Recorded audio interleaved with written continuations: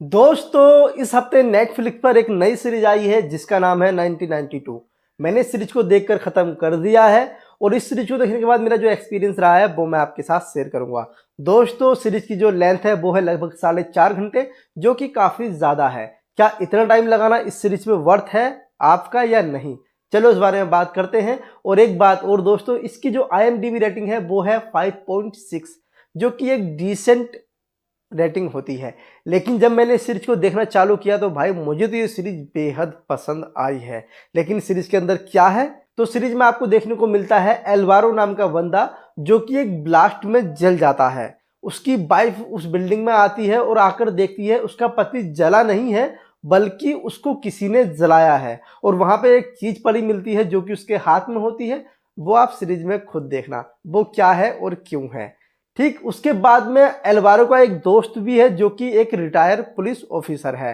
अब उसकी wife Alvaro की और एल्वारो का दोस्त रिची दोनों मिलकर इस केस को किस तरीके से इन्वेस्टिगेट करेंगे वही आपको आगे सीरीज में देखने को मिलेगा। देखो दोस्तों, जैसे इस सीरीज का नाम है 1992, तो जो कहानी है वो प्रेजेंट में तो चलेगी लेकिन पास्ट में भी जाएगी।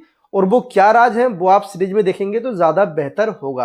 ये चीज़ मैंने इसलिए बताई है क्योंकि कुछ लोग ज़्यादा दिमाग लगाना पसंद नहीं करते और फिर उनको सीरीज समझ नहीं आती। चलो इसलिए थोड़ी बहुत चीज़ें खोलना जरूरी होता है। दोस्तों सीरीज के अंदर आपको भयंकर थ्रिल सीन देखने को मिलेंगे। दूसरा, सीरीज के अंदर आपको फनी टाइप की गालियां भी देखने को मिलेंगी और कुछ न्यूड सीन और कुछ वल्गर सीन भी देखने को मिलेंगे। सीरीज का जो थ्रिल है वो लाजवाब है, वो बहुत ही मस्त लगा। खास बात यह है कि फर्स्ट हाफ में ही सीरीज का कुछ एक हिस्सा खुल जाता है जिससे आपका जो एंटरटेनमेंट है वो बढ़ जाता है और कुछ चीजें छुपी रह जाती हैं जो कि एंड तक खुलती हैं। तो इसलिए सीरीज आपको बोर तो नहीं करती है। सीरीज एपिसोड दर एपिसोड जितनी आगे बढ़ती है उतना ही आपको इंगेज करने में कामयाब होती है। अगर आपको थ्रिल, मिस्ट्री, सस्पेंस देखना पसंद है छोटे मोटे एक्शन के साथ, तब आप इस सीरीज को जरूर देखें। ये सीरीज आपको पसंद आएगी।